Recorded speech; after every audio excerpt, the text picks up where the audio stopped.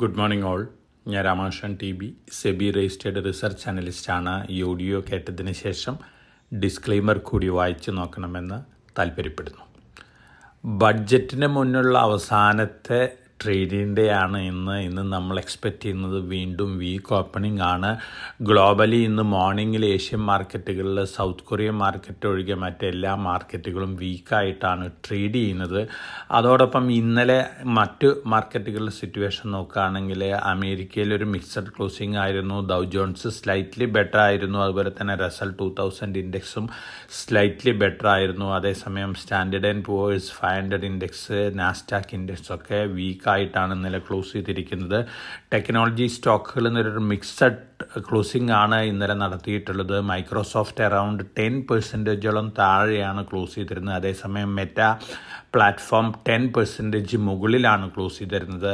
ആപ്പിളിൻ്റെ quarterly result ഇന്നലെ ട്രേഡിങ്ങിന് ശേഷം അനൗൺസ് ചെയ്തിരുന്നു. ആപ്പിളിൻ്റെ റിസൾട്ട് വന്നിരിക്കുന്നത് ബെറ്റർ ദാൻ എക്സ്പെക്റ്റേഷൻസ് ആണ്.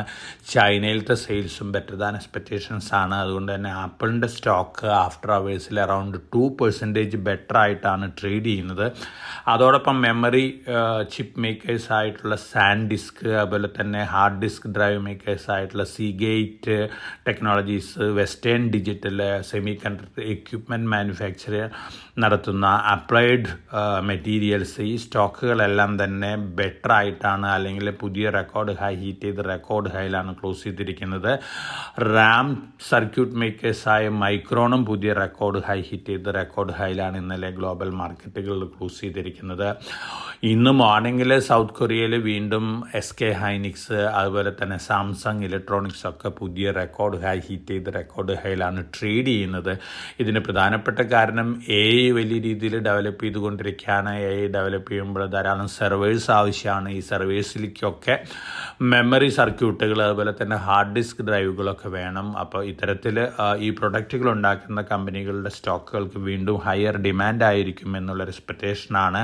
അതിൻ്റെ ഒരു ഇമ്പാക്റ്റ് ആണ് ഇന്ന് മോർണിംഗിൽ സൗത്ത് കൊറിയൻ മാർക്കറ്റിലുള്ളത്. ഓവറോൾ നോക്കുകയാണെങ്കിൽ ഇത്തരത്തിൽ റാം സർക്യൂട്ട്സ്, അതുപോലെ തന്നെ ഹാർഡ് ഡിസ്ക് ഡ്രൈവ്സ് ഒക്കെ ഉണ്ടാക്കുന്ന കമ്പനികളെ സംബന്ധിച്ച് വീണ്ടും നല്ല ഡേയ്സ് ആണ് ഹെഡ്.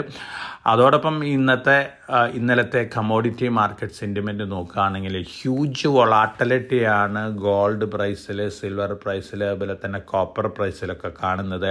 ഇന്നലെ ഗോൾഡ് വീണ്ടും പുതിയ റെക്കോർഡ് ഹൈ ഹിറ്റ് ചെയ്തിരുന്നു. $5596.2 പെർ ഔൺസ് വരെ പോയിരുന്നു സ്പോട്ട് ഗോൾഡ്. അതിനുശേഷം $5106.6 വരെ താഴെ വന്നിരുന്നു. അറൗണ്ട് $490 ഒരു റേഞ്ചാണ് ഇന്നലെ ട്രേഡിംഗ് റേഞ്ച് ഉണ്ടായിട്ടുള്ളത്. ഇന്ന് മോർണിംഗിൽ ഗോൾഡ് ട്രേഡ് ചെയ്യുന്നത് $5220 പെർ ഔൺസിനാണ്. ഇന്നും നല്ല രീതിയിലുള്ള ഒരു വൊളാറ്റിലിറ്റിയാണ് ഗോൾഡ് പ്രൈസിലുള്ളത്. അതോടൊപ്പം തന്നെ സിൽവർ ഇന്നലെ $121.76 per ounce spot silver heat ചെയ്തിരുന്നു. അതിനുശേഷം സിൽവറിൻ്റെ പ്രൈസിലും വലിയ വൊളാറ്റിലിറ്റിയാണ് കണ്ടത്. $121.76 പെർ ഔൺസ് ഹീറ്റ് ചെയ്തതിന് ശേഷം $106.8 പെർ ഔൺസ് വരെയൊക്കെ താന്നിരുന്നു. ഇന്ന് മോർണിംഗിൽ സിൽവർ ട്രേഡ് ചെയ്യുന്നത് $111 പെർ ഔൺസിനാണ്. ഇന്ന് മോർണിംഗിൽ $118.5, $107.75 പെർ ഔൺസാണ് റേഞ്ച് കാണുന്നത്. ഹൈ വൊളാറ്റിലിറ്റിയാണ് ഈ രണ്ട് കമോഡിറ്റികളിലും. ഇതിന് പ്രധാനപ്പെട്ട കാരണം കഴിഞ്ഞ കുറച്ച് ദിവസങ്ങളായിട്ട് വലിയ രീതിയിലുള്ള മുന്നേറ്റമാണ് ഈ രണ്ട് കമോഡിറ്റികളിലും കണ്ടിട്ടുള്ളത്. അതിൻ്റെ ഒരു പ്രോഫിറ്റ് ബുക്കിംഗ് ആണ്. അതോടൊപ്പം ഇന്നലെ കോപ്പർ അറൗണ്ട് 10% ബെറ്റർ ആയിട്ടാണ് ഇന്നലെ ട്രേഡ് ചെയ്തിരുന്നത്. നല്ല രീതിയിലുള്ള മുന്നേറ്റമായിരുന്നു. റെക്കോർഡ് ഹൈ ഹിറ്റ് ചെയ്ത് റെക്കോർഡ് ഹൈയിലാണ് ഇന്നലെ ക്ലോസ് ചെയ്തിരുന്നത്. അതേസമയം നല്ല രീതിയിലുള്ള പ്രോഫിറ്റ് ബുക്കിംഗ് ആണ് അതിനുശേഷം കണ്ടിട്ടുള്ളത്. ഇന്ന് മോർണിംഗിൽ ഓൾമോസ്റ്റ് എല്ലാ കമോഡിറ്റികളും റെക്കോർഡ് ഹൈ ഹിറ്റ് ചെയ്തതിന് ശേഷം സ്ലൈറ്റ്ലി വീക്കായിട്ടാണ് ട്രേഡ് ചെയ്യുന്നത്. അലുമിനിയം 4 ഇയർ ഹൈ ഹിറ്റ് ചെയ്തിരുന്നു. ഇന്ന് മോർണിംഗിൽ സ്ലൈറ്റ്ലി വീക്കാണ്. സിങ്ക് അതുപോലെ തന്നെ 4 ഇയർ ഹൈ ഹിറ്റ് ചെയ്തിരുന്നു. ഇന്ന് മോർണിംഗിൽ സ്ലൈറ്റ്ലി വീക്കാണ്. ഒപ്പം Brent crude oil $70 per barrel വരെ ഉയർന്നിരുന്നു. ഇന്ന് മോർണിംഗിൽ $68.55 പെർ ബാരലിലേക്ക് താന്നിരിക്കുകയാണ്. അതോടൊപ്പം തന്നെ ഇന്ത്യൻ റുപ്പി ഇന്നലെ വീണ്ടും US ഡോളറിന് അഗൻസ്റ്റ് ആയിട്ട് റെക്കോർഡ് ലോ ഹിറ്റ് ചെയ്തിരിക്കുകയാണ്. ഇന്നലെ ഒഫീഷ്യലി 91.9644 രൂപ പെർ ഡോളറാണ് ഇന്നലെ ഹിറ്റ് ചെയ്ത് ക്ലോസ് ചെയ്തിട്ടുള്ള റെക്കോർഡ് ലോ.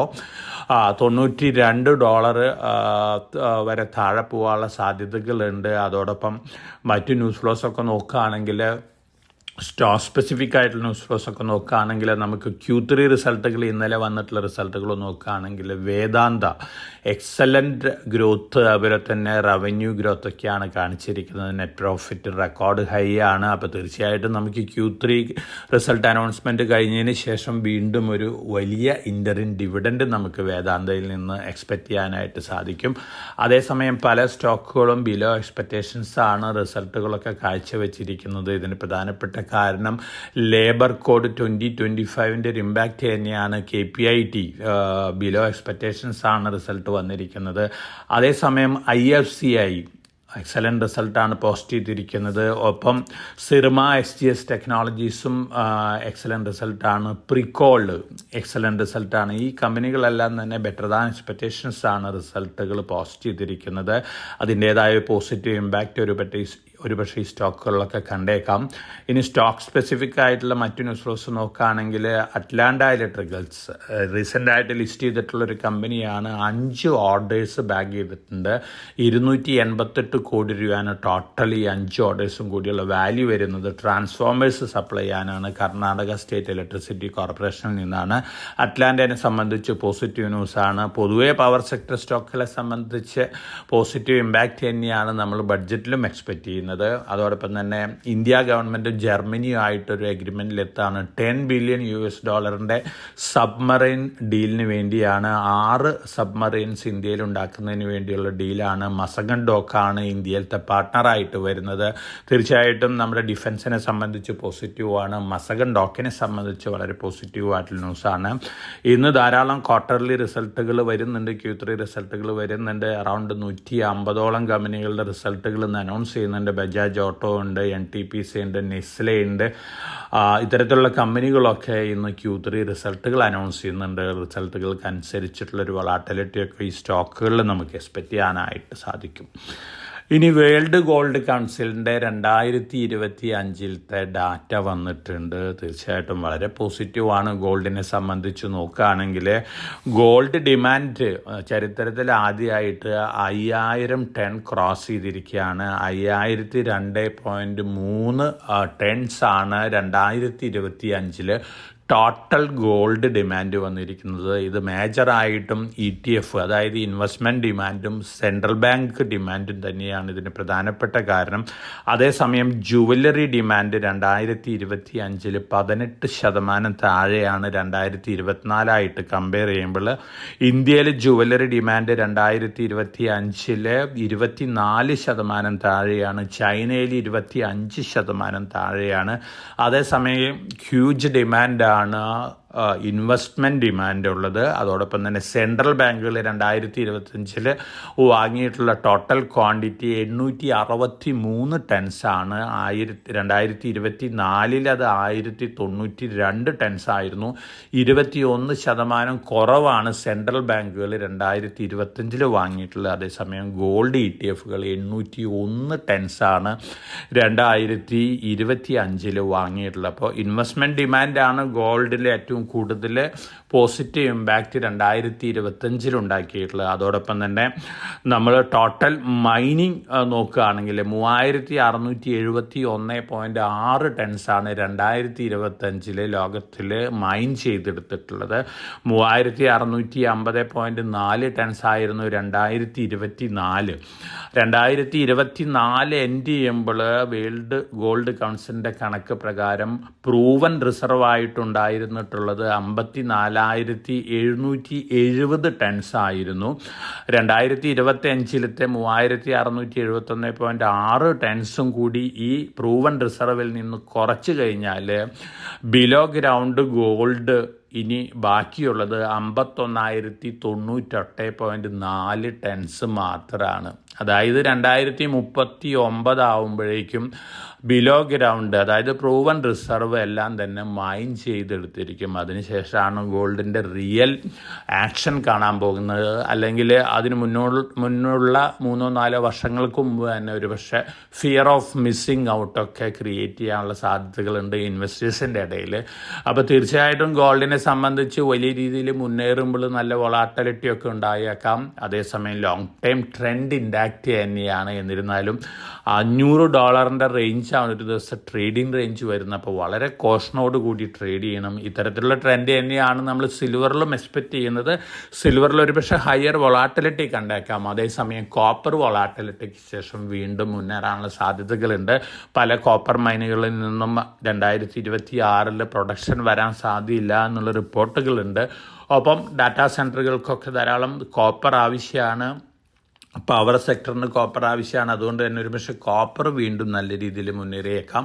അപ്പോൾ തീർച്ചയായിട്ടും കമോഡിറ്റികളിലും നമുക്ക് നല്ല രീതിയിലുള്ള വൊളാറ്റിലിറ്റി ഒക്കെ എക്സ്പെക്റ്റ് ചെയ്യാം. എന്നിരുന്നാലും copper, aluminium, zinc, gold, silver ഈ കമോഡിറ്റികളുടെ ട്രെൻഡ് ഇൻഡാക്റ്റ് തന്നെയാണ്. വൊളാറ്റിലിറ്റി എക്സ്പെക്റ്റ് ചെയ്യാം. ഒപ്പം കോപ്പറും അതുപോലെ തന്നെ ഗോൾഡ് ആയിരിക്കാം ഒരു പരിധി വരെ ഔട്ട് പെർഫോം ചെയ്യാൻ പോകുന്നത്. മറ്റ് കമോഡിറ്റികളും അത്തരത്തിലുള്ള ഒരു ഔട്ട് പെർഫോമൻസ് കാഴ്ചവെക്കണമെന്നില്ല. എന്നിരുന്നാലും വൊളാറ്റിലിറ്റിയോട് കൂടിയുള്ളൊരു മുന്നേറ്റം ഈ കമോഡിറ്റികളിലും നമുക്ക് എക്സ്പെക്റ്റ് ചെയ്യാം. ഇതൊക്കെയാണ് ഇന്നത്തെ ന്യൂസ് ഫ്ലോസ്. ഇനി നമ്മളെ സംബന്ധിച്ച് ഫെബ്രുവരി 1 നമ്മുടെ യൂണിയൻ ബഡ്ജറ്റ് സൺഡേ ആണ്. ഇന്നലെ എക്കണോമിക് സർവേ പുറത്തു വിട്ടിട്ടുണ്ട്. നമ്മൾ എക്സ്പെക്റ്റ് ചെയ്ത രീതിയിലുള്ള ഗ്രോത്ത് പ്രൊജക്ഷൻസ് ഒക്കെ തന്നെയാണ് എക്കണോമിക് സർവേയിലും ഉള്ളത്. Battery energy storage system, pumped storage, electricity generation, അതുപോലെ തന്നെ പവർ സെക്ടറിന് ധാരാളം ഇൻസെൻറ്റീവ്സ് ഒക്കെ വരാനുള്ള സാധ്യതകളുണ്ട്. അതോടൊപ്പം തന്നെ ടാരിഫ് ഇമ്പാക്റ്റിൽ നിന്ന് കമ്പനികളെ രക്ഷപ്പെടുത്താൻ വേണ്ടി കോർപ്പറേറ്റുകൾക്ക് അനുകൂലമായിട്ടുള്ള പല ഡിസിഷൻസൊക്കെ ഉണ്ടാക്കിയേക്കാം. അതുപോലെ തന്നെ ഫാമിലി ടാക്സേഷൻ കൺസെപ്റ്റ്, ഭാര്യയും ഭർത്താവും തമ്മിൽ ടോട്ടൽ ക്ലബ് ചെയ്തിട്ടുള്ള ടാക്സ് സ്ട്രക്ചറൊക്കെ പ്രപ്പോസ് ചെയ്യാനുള്ള സാധ്യതകളുണ്ട്. ഓവറോൾ നമ്മൾ എക്സ്പെക്റ്റ് ചെയ്യുന്നത് ഗ്രോത്ത് ഓറിയൻറ്റഡ് ബഡ്ജറ്റ് തന്നെയാണ്. ക്യാപിറ്റൽ എക്സ്പെൻഡിച്ചർ തീർച്ചയായിട്ടും ഹയർ അലോക്കേഷൻ ഉണ്ടാവാം. ഇതിന് പ്രധാനപ്പെട്ട കാരണം പ്രൈവറ്റ് കൺസംഷൻ കുറഞ്ഞുകൊണ്ടിരിക്കുകയാണ്. അതേസമയം ഗവൺമെൻറ് ലീഡ് ചെയ്യുന്ന ക്യാപെക്സ് ഇൻക്രീസ് ചെയ്യാനാണ് ചാൻസസ് കൂടുതൽ. അപ്പോൾ തീർച്ചയായിട്ടും ഒരു ഗ്രോത്ത് ഓറിയൻറ്റഡ് ബഡ്ജറ്റ് എക്സ്പെക്റ്റ് ചെയ്യാം. എന്നിരുന്നാലും ജിയോ പൊളിറ്റിക്കൽ ടെൻഷൻസ് തീർച്ചയായിട്ടും നമ്മുടെ എക്കണോമിയിലും അതിൻ്റേതായ ഇമ്പാക്റ്റ് ഉണ്ടാക്കിയേക്കാം. ട്രംപ് ഏതു നിമിഷവും ഇറാൻ ആക്രമിക്കും എന്ന തരത്തിലുള്ള റിപ്പോർട്ടുകളാണ് വന്നുകൊണ്ടിരിക്കുന്നത്. മിഡിൽ ഈസ്റ്റിലത്തെ മറ്റ് രാജ്യങ്ങളെല്ലാം തന്നെ വളരെ ടെൻഷനിലാണ്. ഇത്തരത്തിലുള്ളൊരു ആക്രമണം ഇറാനിൽ ഉണ്ടായി കഴിഞ്ഞ് കഴിഞ്ഞാൽ അതിൻ്റെ ഒരു ഇമ്പാക്റ്റ് മറ്റ് കൺട്രികളിൽ ഉണ്ടാവാനുള്ള സാധ്യതകളുണ്ട്. ക്രൂഡ് ഓയിൽ പ്രൈസിൻ്റെ കാര്യത്തിലും അത്തരത്തിലുള്ളൊരു ഇമ്പാക്റ്റ് ഉണ്ടായേക്കാം. ക്രൂഡ് ഓയിൽ വലിയ രീതിയിൽ മുന്നേറുകയാണെങ്കിൽ ഇന്ത്യനെ സംബന്ധിച്ച് നെഗറ്റീവ് തന്നെയാണ്. നമ്മുടെ കറൻസി വീണ്ടും താഴെ പോയേക്കാം. അതോടൊപ്പം തന്നെ ട്രംപ് വീണ്ടും ഇന്ത്യക്ക് അനുകൂലമായിട്ടുള്ള പല തീരുമാനങ്ങളും ഫെബ്രുവരി 17 വരാൻ പോകുന്നൊരു മീറ്റിങ്ങിൽ എടുക്കുമെന്നുള്ള റിപ്പോർട്ടുകളൊക്കെ വരുന്നുണ്ട്. പക്ഷേ ട്രംപിൻ്റെ കാര്യമാണ്, അദ്ദേഹം എന്താണ് പറയുന്നത്, എന്താണ് ആക്ട് ചെയ്യുന്നുള്ള കാര്യമൊക്കെ കാത്തിരുന്ന് കാണണം. ഇതൊക്കെയാണ് മാർക്കറ്റ് ന്യൂസ് ഫ്ലോസ്. അപ്പോൾ നല്ലൊരു ബഡ്ജറ്റിനായിട്ട് കാത്തിരിക്കാം.